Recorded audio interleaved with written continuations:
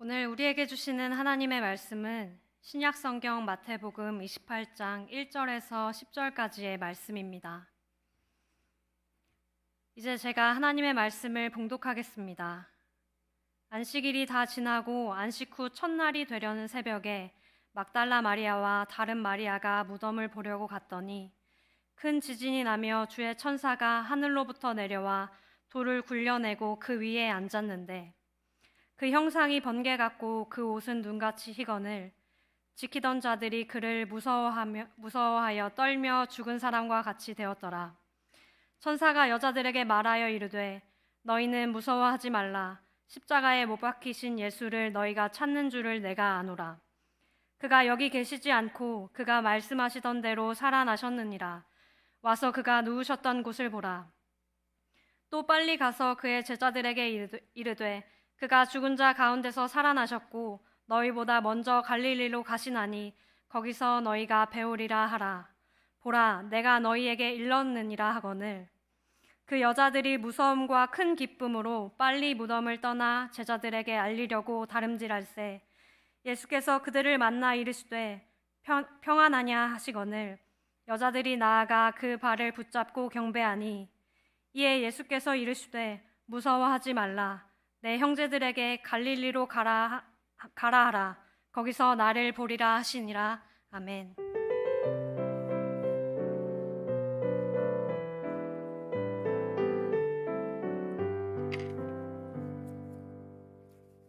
참 좋으신 주님의 평강이 사부 예배의 자리에 오신 모든 분에게 함께 하시기를 소망합니다. 오늘은 주님 부활하신 부활 주일입니다. 이 시간 좌우에 있는 분들 또한 앞뒤에 있는 분들과 함께 부활의 인사 나누도록 하겠습니다. 이렇게 인사하셨으면 좋겠습니다. 주님이 부활하셨습니다. 주님이 부활하셨습니다. 주님이 부활하셨습니다. 네, 다시 한번 인사를 나누겠습니다. 이번에는 참으로 부활하셨습니다 라고 함께 나누겠습니다. 참으로 부활하셨습니다. 참으로 부활하셨습니다.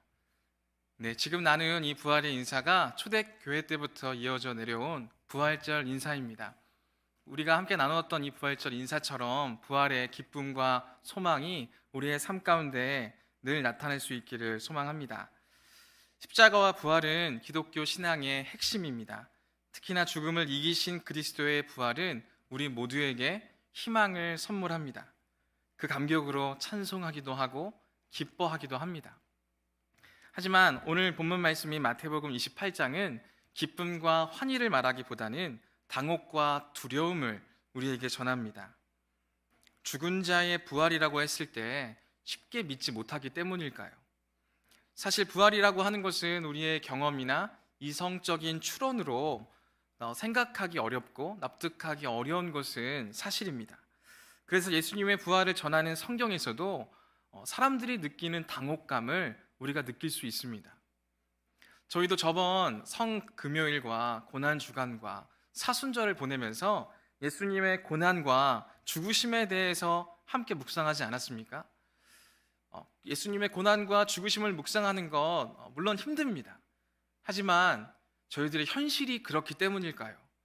우리들의 현실이 어렵고 고난이라고 생각하게 될 때 예수님의 고난과 죽으심이 더 깊이 와닿고 묵상하기에도 정말 우리가 마음을 쏟기 좋았던 그러한 시간이었던 것 같습니다. 반면에 부활을 묵상을 하려고 할 때 부활이 참 묵상하기 힘든 그러한 주제이고 내용이라는 것을 우리가 생각해 보게 됩니다. 그렇기 때문에 우리의 당혹스러움도 성경 안에서 그대로 거울과 같이 표현해 주는 것 같습니다. 성경으로 돌아가서 우리가 말씀을 살펴보면요, 안식 후 첫날 예수님이 성금요일에 돌아가시고 3일째 되는 날 마리아와 막달라 마리아가 예수님이 묻혀 있는 무덤으로 갔다고 기록을 하고 있습니다. 왜 이 두 여인이 예수님께서 죽으신 당일에 무덤에 간 게 아니라 3일 만에 무덤에 찾아갔는가? 안식일에는 그들이 아무것도 할 수 없었기 때문에 안식일이 지난 뒤 새벽같이 그 무덤으로 향해 갔음을 우리가 알 수 있습니다. 오늘 본문 말씀 1절 말씀입니다. 안식일이 다 지나고 안식 후 첫날이 되려는 새벽에 막달라 마리아와 다른 마리아가 무덤을 보려고 갔더니 안식일을 다 보내고 그 다음날 새벽부터 일찍이 일어나서 막달라 마리아와 다른 마리아가 무덤에 찾아왔음을 볼 수 있습니다. 그리고 그녀들이 무덤 가까이 찾아갔을 때 신비한 현상이 나타나기 시작합니다. 2절부터 4절까지의 말씀입니다. 큰 지진이 나며 주의 천사가 하늘로부터 내려와 돌을 굴려내고 그 위에 앉았는데 그 형상이 번개 같고 그 옷은 눈같이 희건을 지키던 자들이 그를 무서워하여 떨며 죽은 사람과 같이 되었더라. 이 말씀을 보면 굉장히 자연재해가 일어난 것 같지 않습니까? 마리아와 막달라 마리아가 무덤 앞에 갔을 때 나타났던 현상이었어요. 큰 지진이 났다는 겁니다. 큰 지진이 나고 번개같이 천사가 내려왔다고 말씀에는 기록하고 있어요. 그 믿는 사람이 보기에도 정말 놀라운 광경이지만 믿지 않는 사람들이 보기에도요, 이 광경은 이해할 수 없고 설명할 수 없는 광경인 거예요. 그 광경을 보고 그곳을 지키던 경비병들이 죽은 사람과 같이 되었더라 라고 기록을 하고 있습니다. 굉장히 설명할 수 없는 현상 앞에 두려움 가운데 휩싸여 있는 사람들이 되었음을 우리에게 보여주고 있다는 것이죠. 그럼 그 무덤을 찾아갔던 여인들은 어땠을까요? 아니, 먼저 그 여인들이 무덤에 가지 않았을 때는요, 이러한 현상이 있지 않았어요. 무덤에 한참 떨어져 있을 때 이러한 현상이 나타난 것이 아니라 예수님을 기억하고 예수님을 기념하기 위해서 그 자리에 찾아갔을 때 무슨 일이 일어난 거예요. 이처럼 우리도요, 예수님을 기억하고 예수님을 기념하는 자리에 찾아가게 될 때 무슨 일이 일어납니다. 근데 우리는 항상 그렇게 생각해요. 무슨 일이 일어나는 건 내게 뭔가 유익이 되고 내게 뭔가 은혜가 되는 것들이 나타나겠지라는 생각을 하게 됩니다. 근데 오늘 막달라 마리아와 마리아는요, 무덤에 찾아갔을 때 무슨 일이 일어났어요. 근데 무슨 일이 일어났는데 그 일이 마리아와 막달라 마리아에게 은혜가 되거나 힘이 되거나 능력이 되지 않았어요. 그 자연적인 현상을 보고요, 막달라 마리아와 마리아는 두려움을 느꼈다고 말씀을 기록하고 있습니다. 5절 말씀입니다. 천사가 여자들에게 말하여 이르되 너희는 무서워하지 말라. 십자가에 못 박히신 예수를 너희가 찾는 줄을 내가 아노라. 천사가 그 여인들에게 그렇게 말하고 있는 거예요. 무서워하지 말아라. 지금 이 여인들도요, 경비병들이 느꼈던 그 두려움을 같이 느끼고 있었던 거예요. 설명할 수 없는 그러한 자연재해와도 같은 그러한 모습들 가운데 두려워하고 있었다는 것이죠. 하지만 그들에게는 또 다른 이유가 있었습니다. 그 이유는 예수님이 없으셨기 때문이에요. 그들은 예수님을 찾아왔는데 그 장소에 예수님이 없으셨어요. 그래서 그녀들의 마음에는 두려움과 무서움이 가득 차 있게 되었다는 것이죠. 요한복음 20장 13절에서 14절까지의 말씀에서도 그와 비슷한 모습을 우리에게 보여줍니다. 함께 읽어보도록 하겠습니다. 시작. 천사들이 이르되 여자여 어찌하여 우느냐. 이르되 사람들이 내 주님을 옮겨다가 어디 두었는지 내가 알지 못함이니이다. 이 말을 하고 뒤로 돌이켜 예수께서 서 계신 것을 보았으나 예수이신 줄은 알지 못하더라. 이 요한복음에서도 막달라 마리아가 무덤을 찾아왔어요. 근데 무덤이 이제 빈 무덤이 되어진 것입니다. 빈 무덤이 되어지니까 막달라 마리아가 슬피 울기 시작했습니다. 그러자 천사가 그렇게 물어본 거예요. 어찌하여 그렇게 우냐고. 그러자 마리아가 그렇게 답합니다. 사람들이 내 주님을 옮겨다가 어디 두었는지 내가 알지 못합니다. 예수님의 시신이 없어진 것에 대해서 두려워하고 무서워하고 슬퍼하는 막달라 마리아를 우리가 바라볼 수 있다는 것이죠. 그리고 예수님께서 그렇게 슬피 우는 막달라 마리아 앞에 나타나셨어요. 나타나셔서 이렇게 옆에 서 계셨다고 말씀은 기록하고 있어요. 하지만 막달라 마리아는 예수님을 알아보지 못했습니다. 도리어 우리가 함께 읽지는 않았지만 15절 말씀에 이렇게 적혀져 있습니다.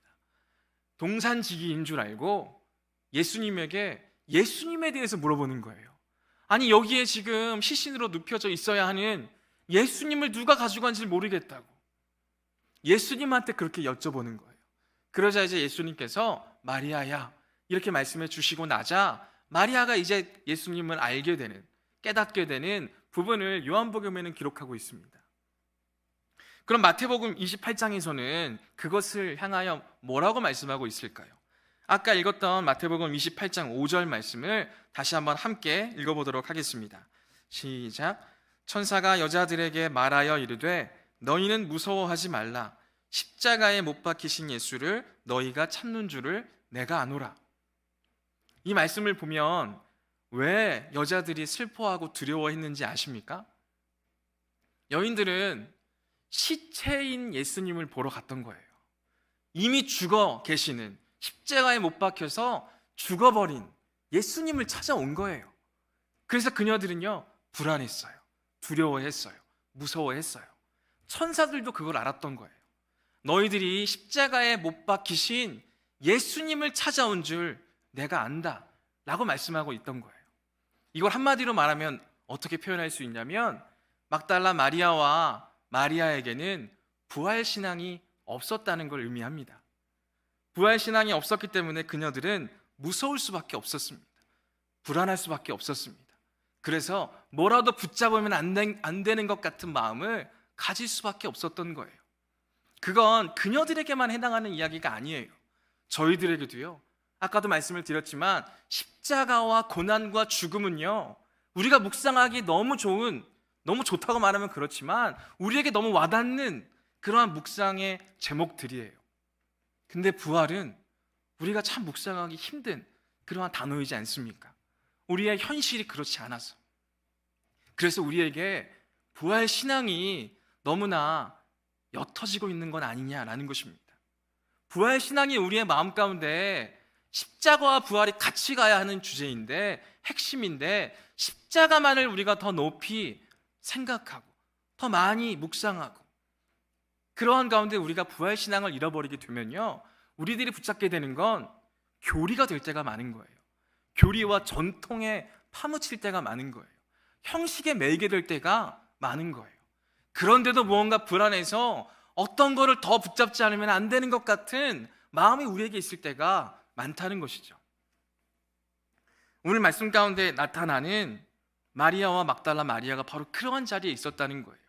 예수님 부활하셨는데 그녀들은 이미 죽어버린 예수님을 찾고 있었다는 거예요. 십자가에 못 박히신 예수님만을 기념하고 있었다는 거죠. 그렇기 때문에 천사들은 그러한 부분을 깨닫게 하는 것입니다. 신앙이란 부활의 눈을 뜰 때부터 능력과 역사가 나타나기 시작한다는 것입니다. 부활하신 주님을 만날 때 십자가는요, 영광의 십자가가 된다는 것입니다. 십자가와 부활은 따로 떨어진 두 개의 사건이 아닙니다. 우리가 믿는 믿음의 내용은 십자가와 부활의 주가 되시는 예수 그리스도이심을 우리는 알 수 있어야 합니다. 천사는 그녀들의 무서워하는 이유를 명확하게 짚어주면서 다음과 같이 그들에게 말합니다. 6절과 7절 말씀입니다. 그가 여기 계시지 않고 그가 말씀하시던 대로 살아나셨느니라. 와서 그가 누우셨던 곳을 보라. 또 빨리 가서 그의 제자들에게 이르되 그가 죽은 자 가운데서 살아나셨고 너희보다 먼저 갈릴리로 가시나니 거기서 너희가 배우리라 하라. 보라, 내가 너희에게 일렀느니라 하거늘. 천사는 예수님께서 부활하셨음을 전하는 동시에 여인들이 해야 할 것들, 전해야 할 내용들과 가야 할 곳을 분명하게 알려주고 있습니다. 그럼 이러한 내용을 들은 여인들의 마음은 어떠했을까요? 이제 예수님이 부활하셨다는 그러한 말씀을 들었고 예수님이 지금 어디에 계신다는 것을 확실히 알았으니까 여인들의 마음은 자유함을 얻었을까요? 여인들은 큰 기쁨 가운데 그들의 길을 갈 수 있었을까요? 8절 말씀에서 그녀들의 마음을 이렇게 표현하고 있습니다. 그 여자들이 무서움과 큰 기쁨으로 빨리 무덤을 떠나 제자들에게 알리려고 다름질할세. 그녀들의 마음이 어떻습니까? 무서움이 이제 사라진 것처럼 생각할 수 있는 자리였는데 여전히 무서움이 그녀들의 마음 가운데 있다는 것입니다. 무서움과 큰 기쁨이 그녀들의 마음 가운데 있었다는 거예요. 큰 기쁨은 무엇일까요? 큰 기쁨은 천사가 말했던 대로 예수님이 부활하셨다는 소식을 통해 느껴지는 감정일 거예요. 그럼 그녀들이 느끼고 있는, 현재 가지고 있는 무서움은 무엇일까요? 사실 무서움과 큰 기쁨이라고 하는 감정은요, 같이 느낄 수 없는 감정이잖아요. 사실 같이 공존할 수 없는 그러한 감정이 되어집니다. 저희들이 드라마나 영화를 봐도요, 정말 연기 잘한다고 생각하는 그런 연기자의 모습이 있거든요. 그 모습이 어떤 모습이냐면 웃으면서 우는 거. 아마 그러한 장면들을 보셨을 거예요. 야, 그런 장면들을 보면요, 막 소름이 돋아요. 야, 어떻게 저렇게 눈물을 흘리면서 웃을 수가 있나? 너무 연기 잘한다 라고 생각하지 않습니까? 너무 연기를 잘한다고 우리가 생각하게 되는 건, 야, 저러한 모습이 우리가 가지기 쉽지 않은 모습이기 때문에 그렇지 않습니까? 그만큼 무서움과 큰 기쁨을 동시에 갖는다는 것은요, 물과 기름이 섞이지 않는 것과 같은 그러한 모습이 되어진다는 것입니다. 근데 왜 무서워하고 있는 것일까요? 앞서도 말씀을 드렸지만 그녀들이 처음 가졌던 무서움은 자연재해, 설명할 수 없는 현상에 대한 무서움이었습니다. 그리고 천사를 만났을 때에는요, 예수님의 시신이 없어진 것에 대한 무서움, 두려움이었습니다. 그럼 이제 그 모든 것들이 하나님께서 만드신 현상이었고, 예수님도 이제 죽으신 상태가 아니라 다시 부활하셨다는 것을 알았으면 그녀들이 가지고 있는 무서움은 과연 뭐냐는 거예요. 왜 그녀들은 여전히 무서움을 가지고 있느냐라는 것이죠.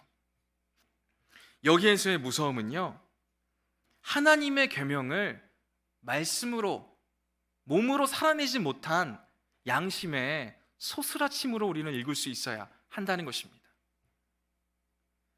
그녀들에게 천사가 예수님이 살아나셨다고 전할 때요, 2번이나 반복해서 그렇게 이야기합니다. 예수님께서 너희에게 말씀하신 대로, 너희에게 일렀던 대로 예수님 다시 살아나셨다 라고 말씀하셨다는 거예요. 이미 예수님께서는 부활하실 것이라고 말씀하셨어요. 근데 그것을 믿지 못한 그녀들의 믿음 없음에 대한 두려움이라는 거예요. 그 두려움이 그녀들의 마음 가운데 있었다는 것입니다. 저번 주일 고난주간을 앞두고 저희가 그룹별로 말씀을 나누는 시간을 가지지 않았습니까? 그때 제가 첫 질문으로 그 질문을 드렸어요.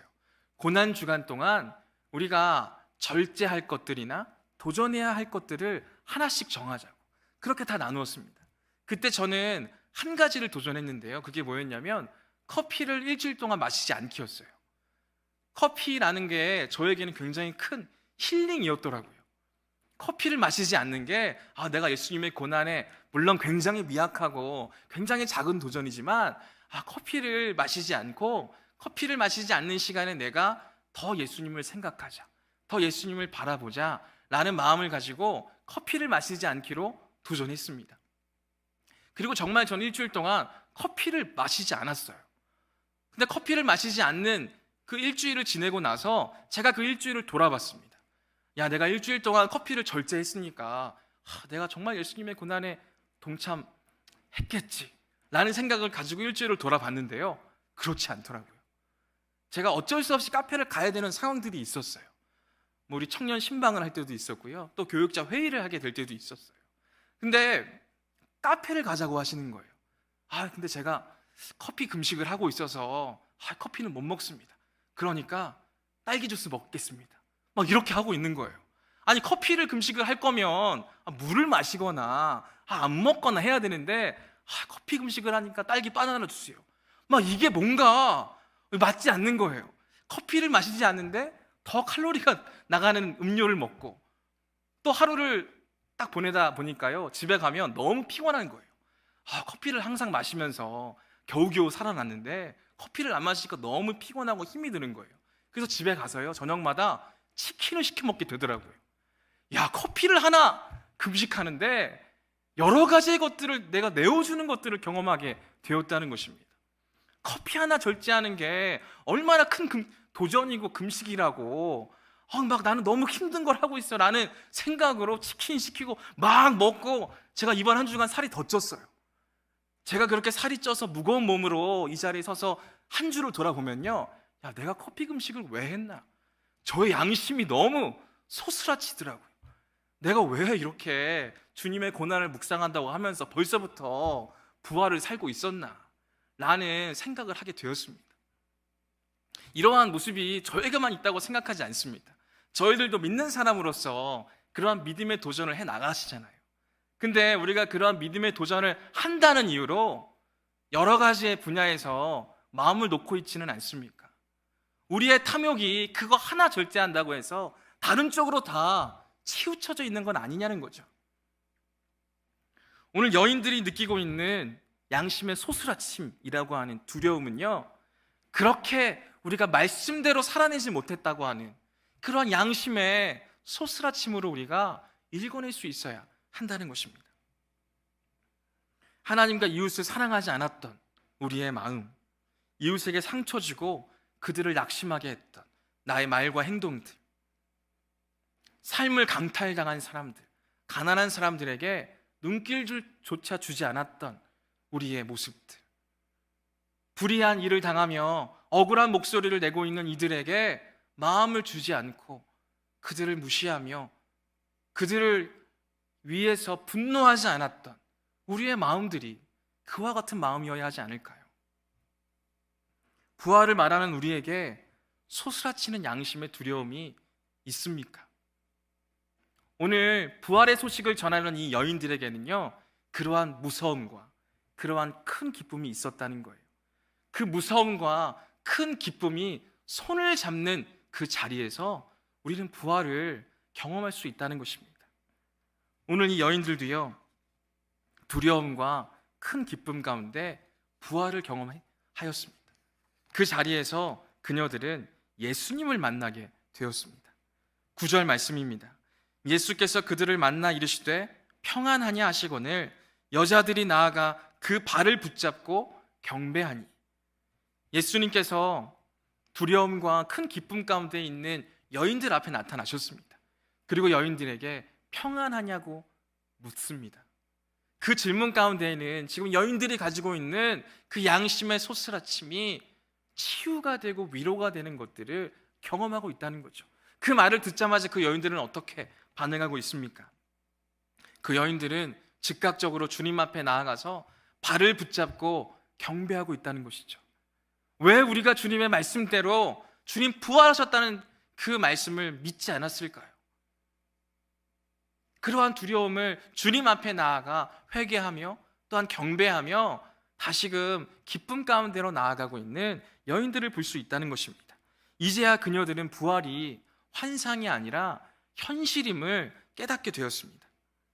십자가의 죽음이 주님의 삶에 대한 세상의 아니오였다면 예수님의 부활은 주님의 삶에 대한 하나님의 네라는 것입니다. 그것을 여인들은 그제서야 깨달을 수 있었고 그 가운데 예수님께 반응할 수 있었다는 것입니다. 그리고 예수님께서는 계속해서 말씀하십니다. 10절 말씀입니다. 이에 예수께서 이르시되 무서워하지 말라. 가서 내 형제들에게 갈릴리로 가라 하라. 거기서 나를 보리라 하시니라. 예수님께서는 여인들에게 다시 한번 말씀하시죠. 너희들은 가라. 갈릴리로 가라. 그리고 거기서 나를 볼 것이다 라고 전해라. 이미 이러한 말씀을 천사가 전해 주었어요. 천사가 전해준 그 말씀에 대해서 예수님께서는 재차 확인하시며 확신을 주시며 말씀하고 계신다는 것입니다. 그 말씀을 듣고 여인들은 발걸음을 옮겼습니다. 그리고 그 발걸음을 통해서 교회가 세워졌고요, 역사가 변화되기 시작했다는 것이죠. 오늘 우리가 이곳에 모인 이유도요, 여인들이 아름다운 발걸음으로 그 소식들을 전했기 때문입니다. 우리에게 그렇게 여인들을 통해서 제자들에게도 우리에게도 말씀해 주시는 거예요. 너희는 가라. 무덤에 있지 말고 너희는 내가 있는 곳 세상으로 가라. 내가 있는 곳 캠퍼스로 가라. 내가 있는 직장으로 가라. 내가 있는 너희의 가정으로, 너희의 모든 삶의 자리로 가라. 그리고 그곳에서 부활하신 예수님을 전해라 라고 우리에게 또 오늘 말씀을 통해서 그 말씀을 전하고 계신다는 것입니다. 더불어서 여인들에게 갈릴리로 제자들이 갈 수 있도록 전하도록 했습니다. 그럼 예수님께서 말씀하시는 갈릴리는 어떤 곳입니까? 갈릴리는 예수님이 처음 제자들을 부르셨던 곳입니다. 첫 은혜의 장소입니다. 그 자리에 제자들을 초대하셨고요. 그 자리를 통해서 부활신앙으로 살아가기를 원하셨다는 것이죠. 우리들도 참 많은 그러한 믿음의 도전 가운데 형통함만 경험하기보다는 어렵고 낙심되고 넘어지는 그러한 자리들을 많이 경험하셨을 겁니다. 그러한 자리에서 우리가 우리의 믿음을 굳건히 지켜내기 위해서, 또한 부활신앙으로 살아내기 위해서 우리가 잊지 않아야 하고 매번 생각할 수 있어야 하는 자리는요, 믿는 그 첫 자리라는 거예요. 우리가 믿음을 가졌던 그 초심의 자리, 그 자리를 놓쳐서는 안 된다는 것입니다. 오늘 예수님께서는 제자들을 갈릴리로 부르시며 그 초심을 다시금 생각나게 하십니다. 그리고 그 갈릴리는 어떠한 곳입니까? 예수님과 제자들이 땀 흘려가시면서 상처 입은 사람들, 소외된 사람들, 낙심된 사람들을 위로하시고 그들을 위해 사역하셨던 장소입니다. 그곳으로 제자들을 보내시고 제자들을 만나시겠다고 말씀하시면요, 우리가 있어야 할 장소가 바로 거기라는 거예요. 우리가 예수님을 만나기 위해, 예수님의 말씀대로 살아가기 위해서 우리가 가야 할 장소는요, 상처 입은 사람들이 있는 장소, 소외된 사람들이 있는 장소, 그곳이 우리가 예수님을 만날 수 있는 장소이고 예수님의 말씀대로 살아갈 수 있는 장소라는 것을 다시 한번 말씀해 주고 있다는 거예요. 더 이상 무덤으로 오지 말라는 거예요. 너희들은 내가 있는 곳으로 와라. 내가 있는 곳은 어디냐? 소외된 사람들이 있는 곳이다. 연약한 사람들이 있는 곳이다. 아파하는 사람들이 있는 곳이다. 상처 입은 사람들이 있는 곳이다.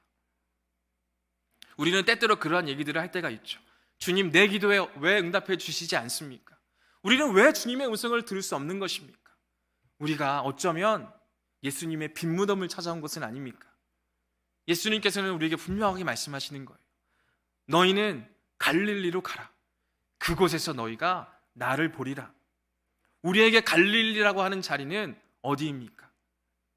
상처 입은 사람들을 향한 그 자리가 어디입니까? 소외된 사람들이 있는 자리가 어디입니까? 주님께서는 우리가 그곳으로 가기를 원하신다는 것입니다. 우리가 늘 아픔이 있는 곳에 갈 수는 없을 것입니다. 슬픔이 있는 곳에 늘 뛰어들 수는 없을 것입니다. 다만 우리를 부르는 곳에 우리가 응답해 갈 수는 있을 것입니다. 오늘 주님께서 원하시는 자리가 바로 그런 자리예요. 우리가 뭔가 할 수 없는 자리에 아무 곳이나 다 가라는 얘기가 아니에요. 우리를 부르는 장소에 응답이라도 할 수 있다면 그것이 우리가 갈릴리로 갈 수 있는 모습이라는 것입니다. 오늘 제자들에게도 주님께서는 분명히 말씀하시는 거예요. 너희는 갈릴리로 가라. 제자들이 알아서 그 자리로 찾아가는 게 아니라 예수님이 부르신 곳으로 가라고 하시는 거죠. 오늘 우리들에게도 동일하게 말씀하십니다. 아픔이 있는 자리, 아니 아픔이 없는 자리다 할지라도 우리 곁에 이웃들이 마음이 낙심되어 있다면 그들과 함께 해라. 그들을 위해서 섬겨라. 그들의 마음을 위해 기도해라. 그것이 우리가 갈 수 있는 갈릴리의 자리고요. 그 자리에서 우리는 부활하신 예수님을 경험할 수 있습니다. 부활절을 맞이한 우리가 어떠한 모습으로 삶을 살아가야 하겠습니까? 오늘 말씀처럼 예수님을 생각하며 나아가는 그 자리에서 무슨 일이든 일어날 것입니다. 그리고 그 자리에서 빈 무덤만 쳐다보고 있는 것이 아니라 부활하신 예수님을 소망하며 나아갈 수 있기를 바라겠고요. 또한 부활하신 예수님께서 우리에게 가라고 하시는 갈릴리가 어디일까? 라는 생각과 묵상 가운데 예수님이 계신 곳으로 나도 가겠습니다. 라고 응답하며 나아갈 수 있는 저와 모든 분들이 될 수 있기를 소망합니다. 그 자리에서 함께 주님의 부활의 기쁨을 누리고 그 부활의 기쁨을 함께 나누기로 동참하는 저와 모든 분들이 될 수 있기를 간절히 소망합니다. 함께 기도하겠습니다. 사랑과 은혜가 풍성하신 아버지 하나님 감사합니다. 주님 부활하셨습니다. 참으로 부활하셨습니다. 부활의 기쁨을 우리가 우리의 삶 가운데에 옮겨낼 수 있도록 도와주시고 부활의 기쁨 가운데 주님을 전하며 주님의 사랑을 전하며 또한 우리에게 허락하신 이웃들에게 다가가며 그곳에 계시는 예수님을 만나고 또한 예수님과 함께 그 모든 삶을 기쁨으로 살아갈 수 있는 우리 모두가 될 수 있도록 도와주시옵소서. 주님께서는 우리에게 가라고 하셨습니다. 우리가 가는 모든 삶의 자리에서 예수님의 부활을 증언할 수 있도록 도와주시고, 예수님의 부활을 증언하며 함께 사는, 함께 회복되는 역사가 우리가 있는 그 모든 자리에서 일어날 수 있도록 하나님 함께하여 주시옵소서. 이 모든 말씀 온전히 주님께 의탁드려오며 예수 그리스도의 이름으로 기도드립니다. 아멘.